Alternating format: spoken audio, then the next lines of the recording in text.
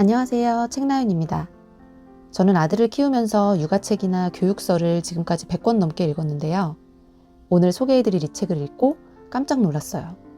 육아에 정말 핵심적이고 중요한 내용을 담았다는 생각이 들어서요. 제가 읽었던 많고 많은 육아책들 중에 추천 1순위에 놓고 싶은 책입니다. 소아정신과 최고 권위자의 40년 연구가 담긴 책. 아이뿐만 아니라 부모의 인생을 바꿔줄 수 있는 책.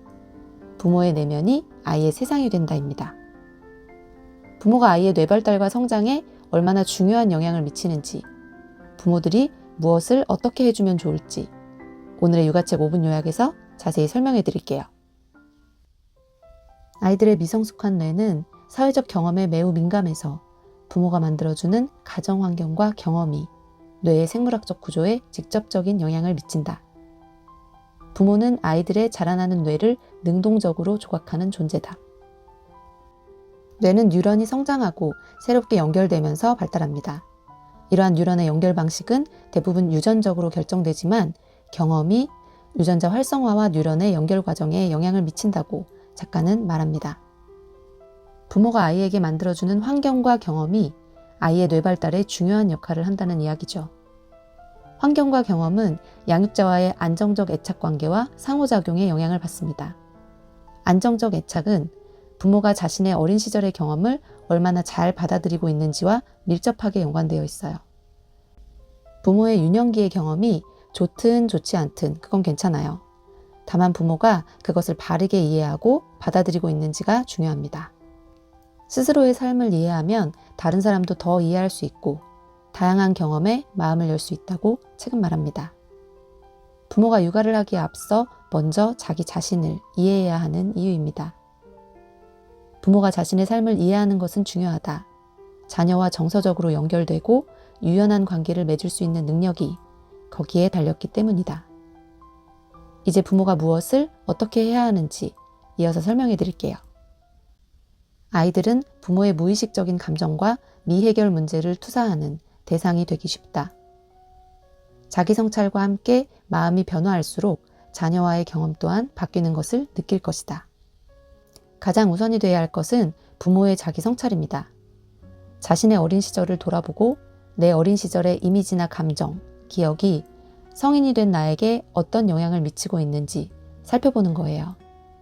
그 과정이 어렵고 때로는 고통스러울 수도 있지만 부모가 자신의 어린 시절과 애착에 대해 깊이 이해하는 것은 부모의 인생을 위해서도 아이와의 안정적인 애착 형성을 위해서도 필요한 부분입니다.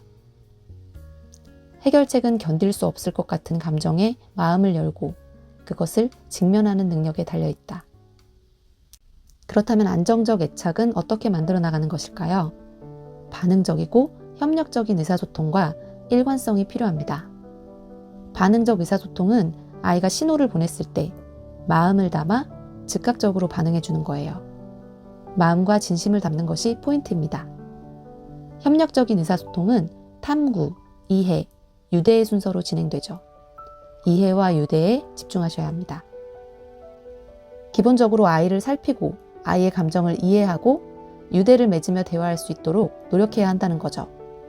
반응적이고 협력적인 의사소통에 매번 성공할 수는 없지만 이해와 유대의 핵심을 기억하며 더 자주 성공할 수 있게 노력해야 한다는 이야기입니다. 최선을 다해도 누구에게나 평정심이 무너지는 순간은 와요. 그럴 땐 어떻게 해야 하는지 이어서 작가의 조언을 들려드릴게요. 관찰자적 관점을 갖추는 것은 낮은 길로 빠져드는 감옥에서 벗어나기 위한 시작점이다. 책은 평정심이 무너지는 순간을 낮은 길로 이야기하는데요.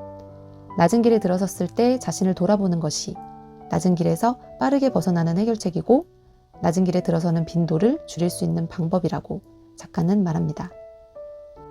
화가 났을 때는 먼저 자신의 신체 감각을 인식하고 그것을 바꾸려는 노력을 의식적으로 하면 감정을 가라앉히는 데 도움이 된다고 해요. 스스로에게 질문을 던지거나 일기를 써보며 자기 성찰을 하는 것도 필요하고요.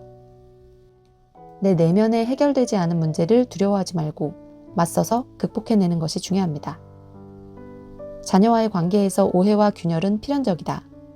우리의 에너지를 자신을 비하하는 데 쓰기보다는 어떻게 하면 자녀와 다시 연결될 수 있을지를 모색하고 그 시간을 학습의 기회로 삼는 것이 훨씬 바람직하다.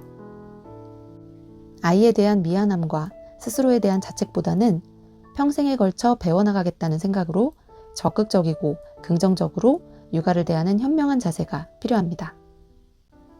아이를 키운다는 것은 나를 돌아볼 수 있는 시간이고 내가 성장할 수 있는 기회이며 삶을 풍요롭게 만들 수 있는 축복이라는 생각이 들었습니다. 육아에 대한 관점만 제대로 잘 맞춰도 많은 것들이 달라지는 경험을 하실 수 있을 거예요. 부모의 내면이 아이의 세상이 된다. 이 책이 궁금하신 분들은 더보기와 고정 댓글의 링크를 참고해주세요. 영상이 도움이 되셨다면 좋아요, 다음 책이 궁금하시다면 구독도 잊지 마시고요.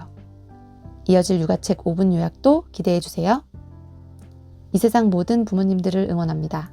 지금까지 책나윤이었습니다.